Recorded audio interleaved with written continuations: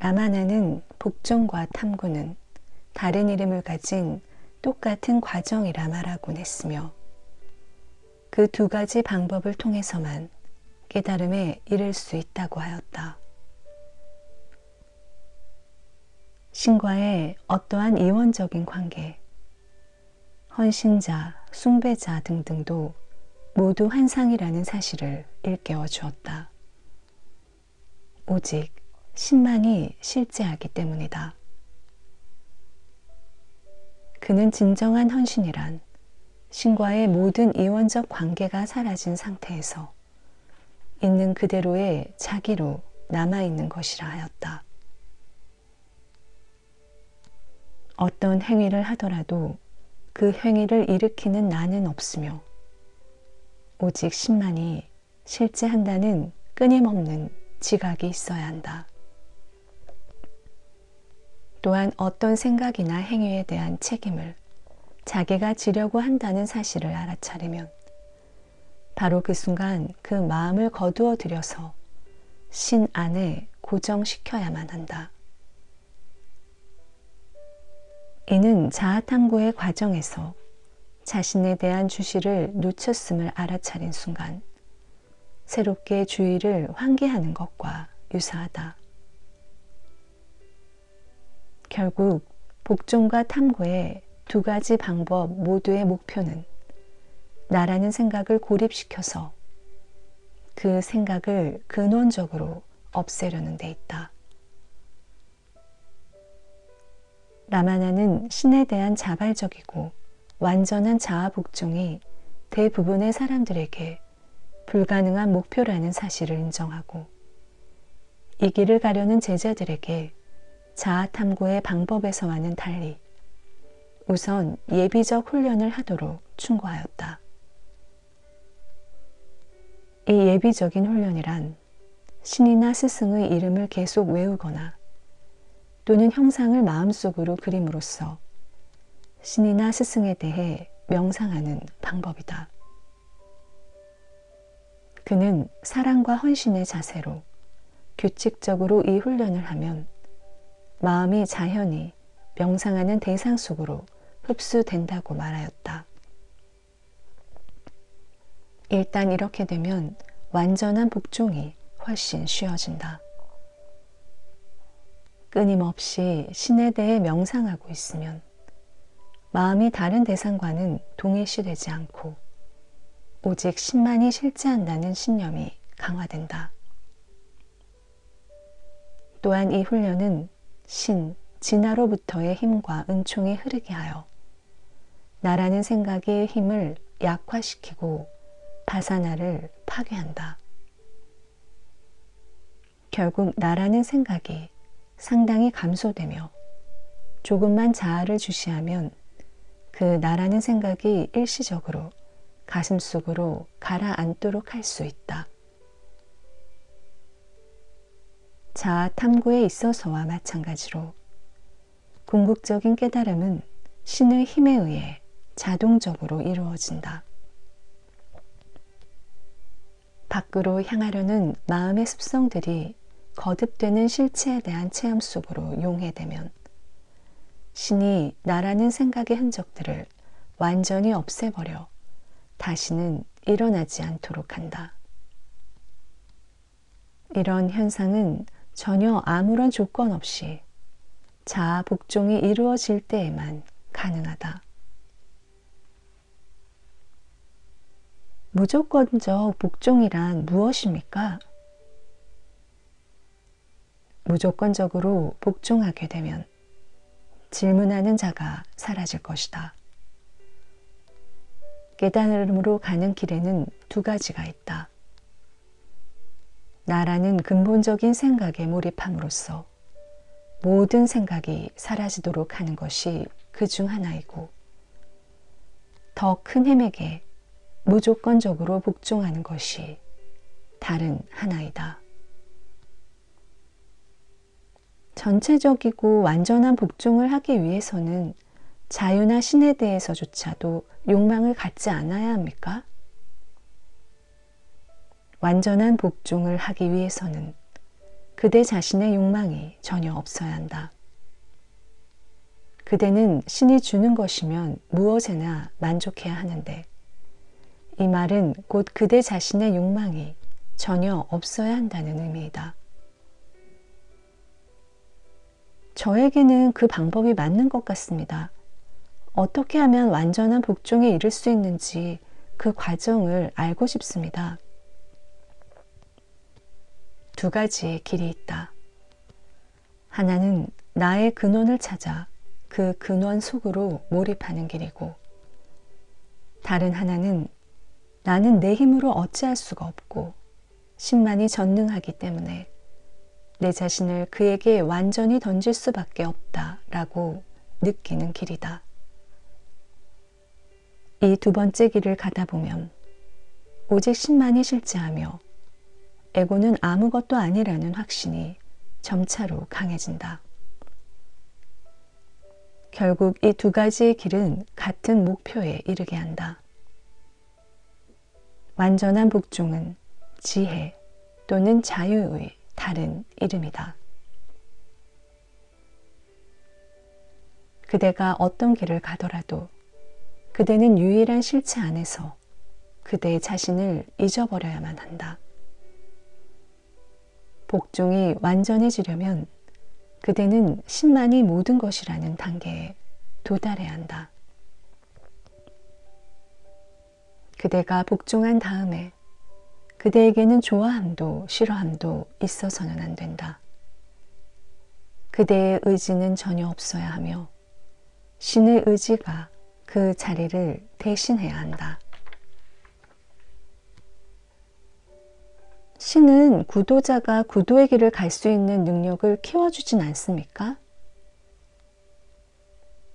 그것은 신에게 맡겨라. 무조건적으로 신에게 복종하라. 그대가 자신의 무능력을 인정하고 더 큰 힘이 그대를 도와주기를 바란다면 복종하라. 아니면 불행의 뿌리를 찾아 내면으로 들어가서 진화 속으로 몰입하라. 어떤 길을 가든지 그대는 불행으로부터 벗어날 것이다. 신은 복종한 사람을 결코 저버리지 않는다. 신을 완전히 믿어라. 그대가 바라는 대로 해달라고 신에게 부탁한다면 그것은 복종이 아닌 명령이다. 그런데도 그대는 복종했다고 생각하고 있다. 신은 무엇이 최선인지를 알고 있고 언제 어떻게 해야 할지를 알고 있다. 그에게 전적으로 모든 것을 맡겨라. 그러면 그대의 짐은 모두 그의 것이 된다. 그대에게는 더 이상 아무런 걱정도 없다. 그대의 모든 걱정은 이제 그의 것이다. 이것이 바로 복종이며 이것이 바로 헌신이다. 처음엔 완전한 복종이 불가능하다. 그러나 누구에게나 부분적인 복종은 가능하며 시간이 지남에 따라 완전한 복종을 향해 나아가게 될 것이다. 마음의 평화는 오직 복종을 통해서만 가능하다. 복종이란 자기 존재의 근원을 향하여 자기 자신을 포기하는 것이다. 그대 자신의 근원이 그대의 밖에 있는 어떤 신이라는 망상에 빠지지 말라. 그대의 근원은 그대 내면에 있다. 그 근원을 향하여 스스로를 포기하라. 이 말은 곧 그 근원을 찾아서 그 안에 몰입해야 한다는 의미이다.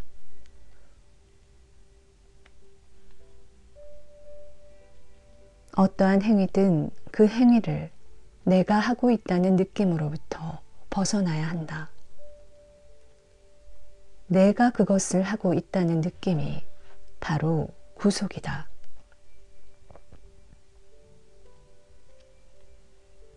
걸음은 자동적으로 이루어진다. 호흡도 마찬가지다. 어떤 특별한 노력 없이도 들숨과 날숨은 계속된다. 삶도 마찬가지다. 우리가 하려 한다 해서 다 할 수 있는 것도 아니고 하지 않으려 한다 해서 안 할 수만도 없다. 우리가 의식하고 있지 않은 채로 거의 대부분의 일들이 진행되고 있다. 신에 대한 완전한 복종이란 모든 생각을 버리고 마음을 신에게만 집중하는 것을 의미한다. 우리가 신에게만 집중할 수 있으면 다른 생각들은 사라진다. 마음과 말과 육체의 행위들이 신과 더불어 하나가 되면 우리 삶의 모든 짐은 신이 떠맡게 된다. 그러나 정말 제가 하는 모든 행위가 실제로는 신의 행위입니까? 인간이 스스로를 행위자라 생각하는 점이 문제이다. 그것은 착각이다. 모든 행위는 더 큰 힘이 하고 있으며 인간은 도구에 지나지 않는다. 만약 인간이 이와 같은 태도를 받아들이면 그는 고통으로부터 벗어나지만 그렇지 않으면 그는 고통을 자초한다.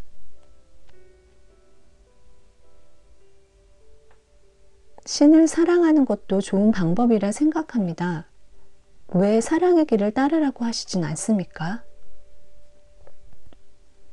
내가 사랑의 길을 따르지 말라 한 적이 있는가? 그대는 그 길을 갈 수 있다. 그러나 그대가 말하는 사랑엔 이원성이 있다. 즉, 사랑하는 그대와 사랑받는 신이 나누어져 있다. 인간은 결코 신과 분리되어 있지 않다. 따라서 자기 자신의 진화에 대한 사랑을 가지는 것이 사랑의 진정한 의미이다.